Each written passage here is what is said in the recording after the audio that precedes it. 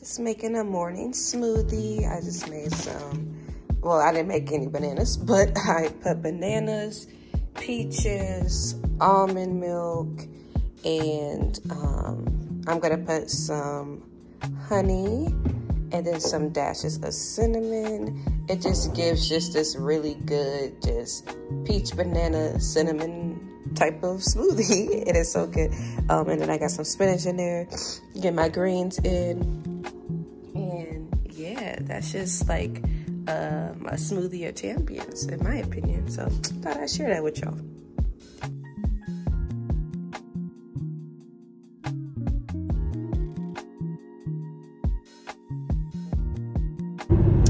Hey y'all, so I am just on the way to church. Like I said, I was going to, yeah. And yeah, I'm excited. I don't really have any expectations because I just don't want to be like, I don't know, just overly expecting something good or bad or whatever. Like I'm going into it open-minded, open-hearted. I really just feel like, you know, this is probably just a good message for me to hear, and that's all I really need to know, you know. If I like it, which I feel like I'm gonna like it, I'm not really worried about like, oh, it's gonna be terrible. Like, no, I don't think that's really even possible.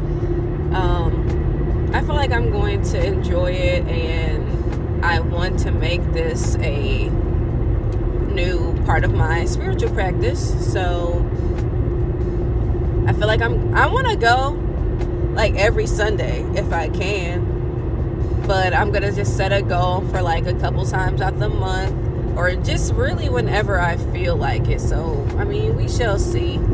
And I'm excited to just be in this new energy. I'm excited to like see the pastor, hear his sermon, and just, I don't know, just be immersed into the experience of it all. And it's just a nice little journey of mine to kind of segue into this.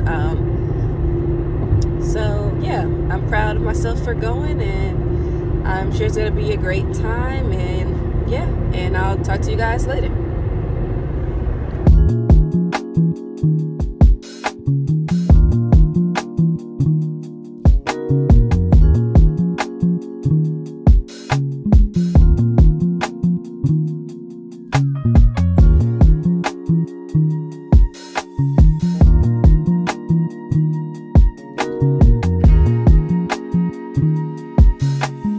Y'all, so I just came back from church, and I'm at my mom's house because I just needed to come over here and get some stuff.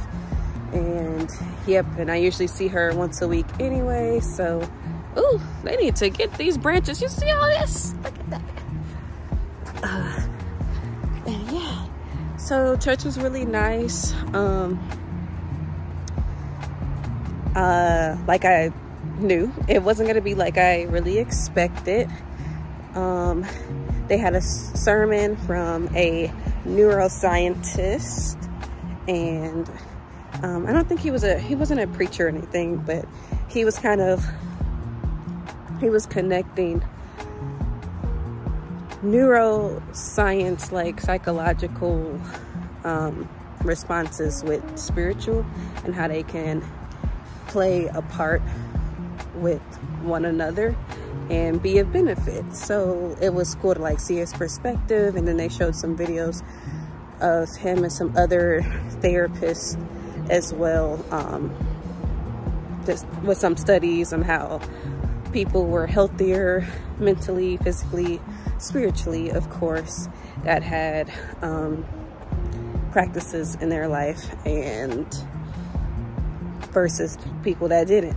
So they also talked about how because of the spiritual practices that you can regulate your emotions better, you can handle stress better, and you just have an overall better well-being when you meditate, pray, and just believe in something to kind of keep you on the path. So yeah, and I had took a couple of notes while I was there, and some of the things they said was, how do you introduce yourself, and then how we're not defined by what we do or where we are from, and then how to answer like authentically when people ask stuff like, how are you doing? And like, instead of reverting to the normal, oh, I'm fine, I'm good, like, do we really sit and think like, how are we actually doing, and kind of just like going inward with yourself and thinking about that. So yeah, and I feel like I'm gonna be talking for Alice, like, it's okay. And then I forgot what this one meant, but I wrote down the scripture. It was Proverbs 27:17, and yeah, I don't know, my memory's kind of like, there was like a lot going on and I can't remember stuff sometimes. And then they had one for James 1:2, the testing of your faith produces perseverance. And it was like a lot longer than that, but I just wrote down that one part that I had got on the screen. And I just like that, because that's what keeps you going, is having that faith instead of like trying to dwell in everything that's going wrong. Like, just being hopeful. And yeah, let's see, one more thing, just because I don't need to like go into super depth, I guess, about every single thing that they talked about. But there was one thing that I liked about, what does wholeness look like, and what do you have to keep, or what do you have to help recalibrate yourself when you lose your way. And I think this just goes back to like, what is your spiritual practices, or anything that kind of makes you feel back to groundedness. I would say for me is being in isolation where like it's quiet and I can hear myself, and just kind of like turning off all the like sensory things around me. Like, I really just like to turn on like some lo-fi beats or some frequencies or something, and kind of maybe just walk around my house, get grounded, sitting on the couch, on the floor, whatever. And it just makes me feel calm, and like it just relieves that anxiety that I may have. What else would I do? Going to the park, walking like I am right now. Journaling. I've been doing that a lot lately. Things to get me back whole, feeling whole. Yeah, journaling, a good shower. There's a lot. Yeah, to recalibrate, lighting my incense, saging. I also do like a chakra attunement thing that's on YouTube that I like, that kind of gets me back centered, at least so I feel. Maybe it's a placebo effect, or maybe it actually works, because the vibrations, I put them on each center through the speaker, and I don't know, you can feel it. It feels nice to me, so I like it.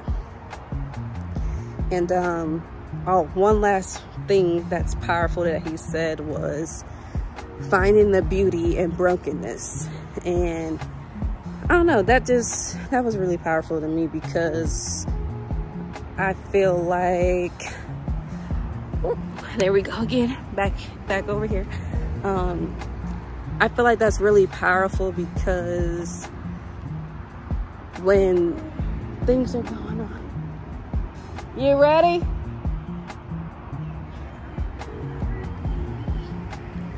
Okay, yeah, I'm gonna have to finish this later, but I was just saying, when you're broken, you don't really focus on anything else, or the things that's going on. So just find the beauty in that. And I'll be back later.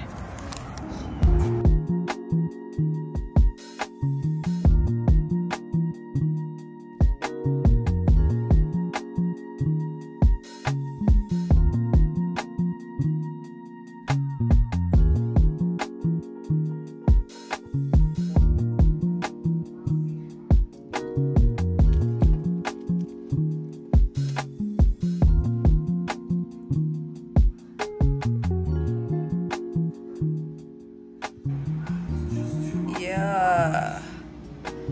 Ooh, she moved the whole table. So good. Then we got to put that sweet heat on there. Got my little raspberry lemonade. And you get some water too. Yeah, thank you for dinner, wife.